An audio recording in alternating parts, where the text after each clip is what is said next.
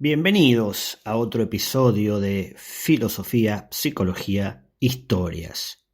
Hoy vamos a hablar de Cayo Julio César Augusto Germánico, más conocido como Calígula, quien naciera en el año 12 después de Cristo, en Anzio, Italia, y que fuese hijo de un general llamado Germánico, que fue uno de los más populares y exitosos de la historia romana. Él fue quien tuvo en vilo a los germanos hacia el otro lado del Rin y quien, con sus campañas militares, lograse finalmente pacificar esa zona. La madre de Calígula se llamaba Agripina y fue una de las mujeres más importantes de su época.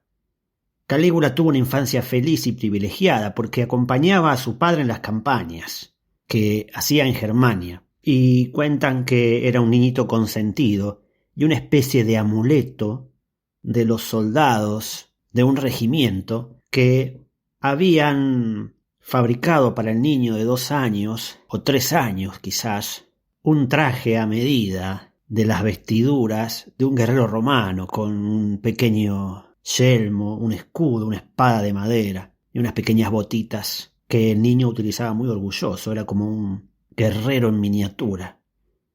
Y los soldados decían que le daba buena suerte y lo dejaban montar en sus caballos, lo consentían en todo. Y le decían botitas, porque estaba muy orgulloso de ellas y se las mostraba a todo el mundo. Así que el pequeño Botitas iba por el regimiento y era adorado por todos. Calígula quiere decir en realidad Botitas.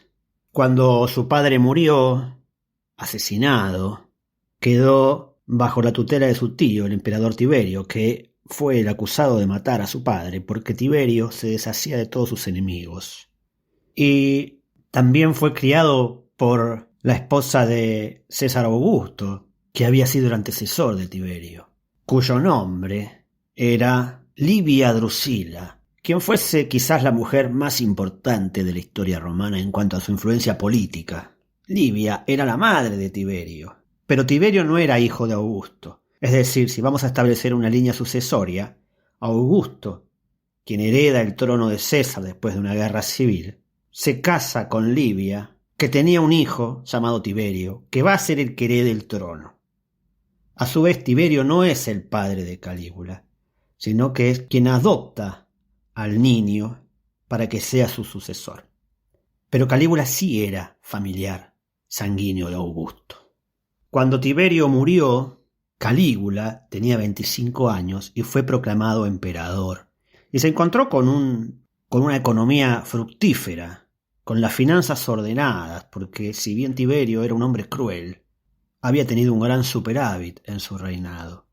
Y Calígula lo que hizo fue, literalmente en los primeros 2 años, derrochar todo el dinero que había para repartirlo y de esa manera ganarse el favor del pueblo y sobre todo del ejército. Él tenía una guardia pretoriana, que era la guardia romana, y además la guardia germánica, que también la había tenido Tiberio, es decir, era un grupo de germanos que lo obedecían ciegamente. Incluso también tenía guardias sordomudos para que pudiesen protegerlo sin escuchar lo que él decía, por miedo a que pudiesen delatar sus ideas.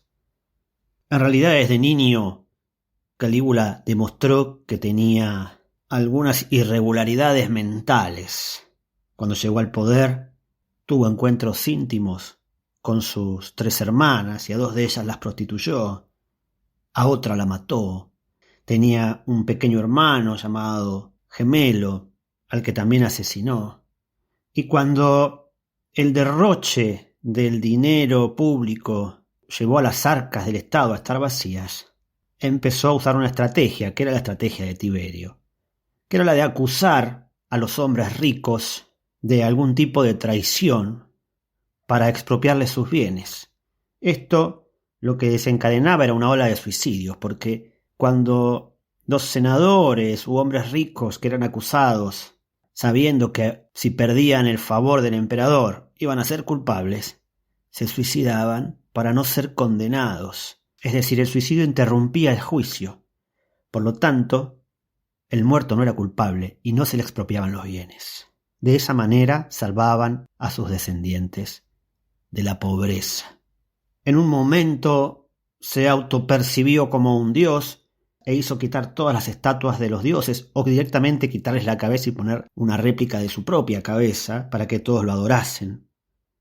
Hay una anécdota muy famosa sobre él, que es la construcción de un puente hecho con barcos. Conectaba la ciudad de Baiae con la cercana ciudad de Puteoli, en la bahía de Nápoles. Y en realidad lo hizo porque él quería demostrar su poder y grandeza, porque alguien dijo que antes de que Calígula fuera emperador, se iba a poder cruzar a pie esa bahía.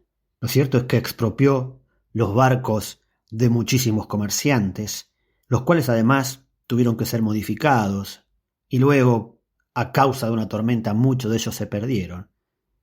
Lo que quiero decir es que, por su extravagancia, el comercio se vio severamente afectado también. Quizás la más extravagante de sus locuras fue la de haber nombrado cónsul a un caballo, y además este caballo era su más fiel consejero. Su nombre era Incitatus, y tenía un establo de lujo con mármol y marfil. Comía en la misma mesa que el emperador. A veces el emperador insistía en que comiese carne y pescado, pero Incitatus solo comía avena. Tenía además sirvientes asignados para atenderlos en todas sus necesidades. Algunos historiadores sostienen que no llegó a nombrarlo cónsul, pero sí que era su consejero.